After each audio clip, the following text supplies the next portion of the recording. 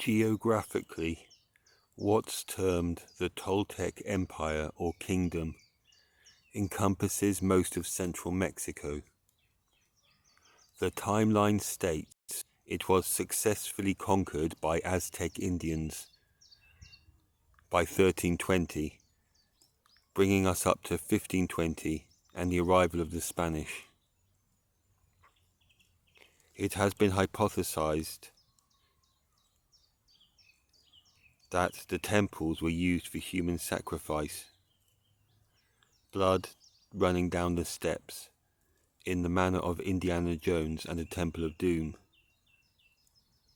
But this practice cannot be verified.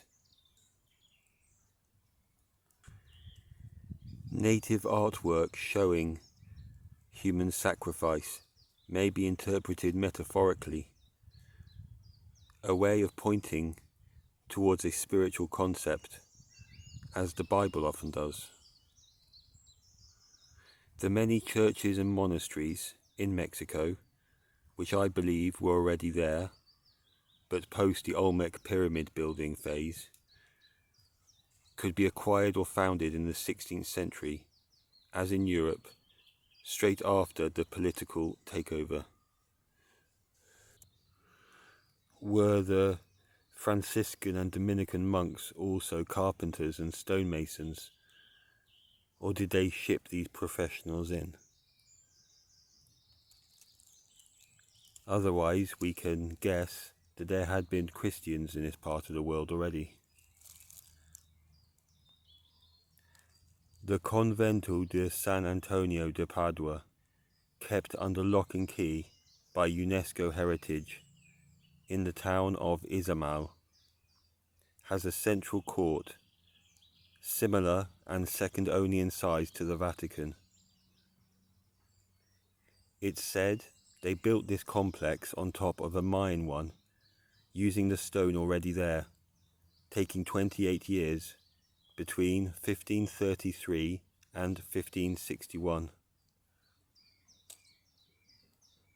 The story tells of a Fray Diego de Landa, a founder who burned the indigenous Mayan texts. Regretting his actions, in penitence, he makes matters worse by authorizing a new history concerning the ancient ways of life in the area. So they are hardly bothering to hide their shenanigans here.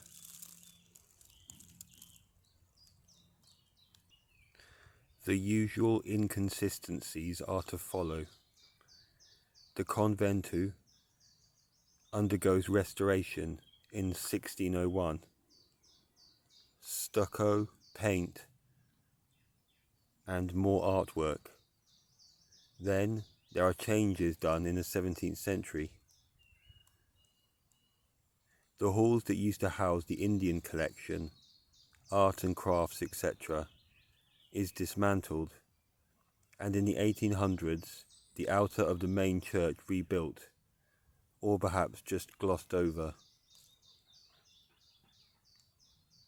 In 1940 there is a fire that destroys the original altarpiece to be replaced with a new one, complete with Catholic iconography.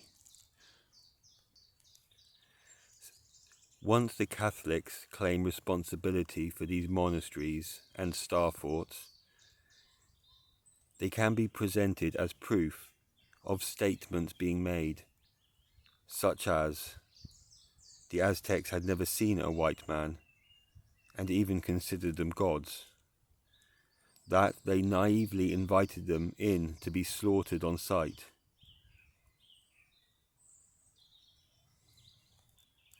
Brutality did well occur, but it takes away from how well planned and subversive, often political, such a great reset is. Protecting the identity of any sellout indigenous Mexicans that may have been equally responsible. Mainstream history provides no satisfactory explanations for the rapid decline of many great civilizations. citing population decline, environmental factors, and civil war as possibilities. The Encyclopaedia Britannica states, the city of Tula was important, an equivocal, nondescriptive choice of word, from 850 to 1150 AD. That's just 3 centuries for the old capital, the ruins of which show irrigation systems for agriculture, a central grand plaza, ball court and pyramids. A carved relief on Pyramid B shows human skeletons being devoured by snakes. Another, an eagle eating a human heart. Elsewhere can be found 4 great columns, beautifully carved, showing a marked resemblance to the wooden totem poles of North America and Canada.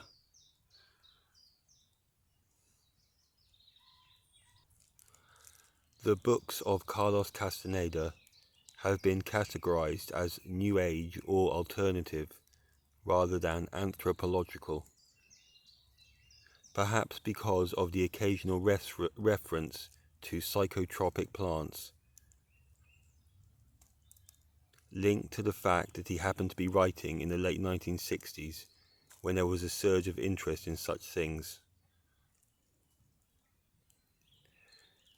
These books are certainly not taught in universities. Some people have also voiced doubt as to whether this is a factual account of a meeting with an Indian Brujo, or simply made up. Whatever the case, the information is the same, valid as any peer-reviewed essay on the subject, so will be treated here as literal. A technique of social engineering used during resets is the corruption in meaning of the roles played, especially by authority figures or elders, in the targeted culture. For instance, the title sorcerer or witch can become anyone who has ideas outside Catholic. As if in anticipation of this, Don Juan explains he prefers to be known as a man of knowledge, or warrior on a path. He admits that the sorcerers of antiquity were far from being all good, many seeking power for its own sake and practical benefit. Quote, those activities, as I will explain, did not lead the ancient Toltec seers to freedom, but to their doom. Partly for this reason, quote, those conquerors took over the Toltec world. They appropriated everything, and that soon there were only a handful, the rest had been exterminated.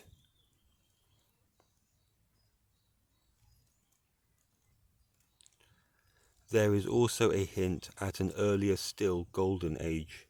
Quote, sorcerers of ancient Mexico reasoned that man must have been a complete on point, and then everything seems to disappear, and we have a sedated man.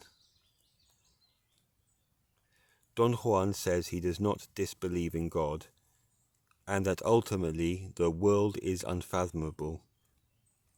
Certainly not the approach of Renaissance science that aimed to measure and quantify everything, and look for meaning in an outer space realm.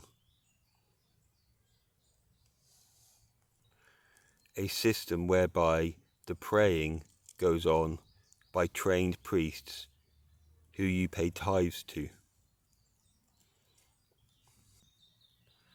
Don Juan describes this reality as a field of pure energy made up of filaments.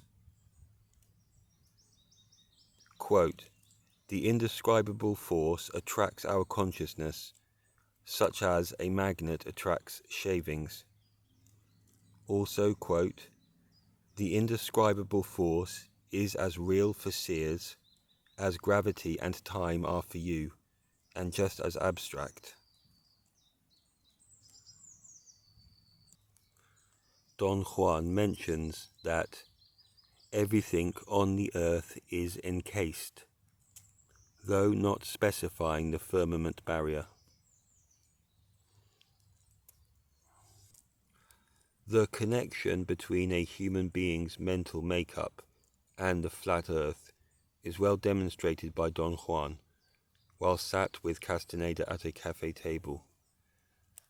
He likens the objects in front of them, salt cellar, plates and cutlery, to what's called internal dialogue. The stuff that goes on fills the space within, but can sometimes get cluttered.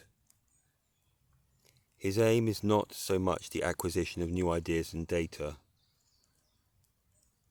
as with the multifarious Catholic saints, preaching and politics, but a clearing away of distractions in order to see the world, the empty tabletop, for what it is.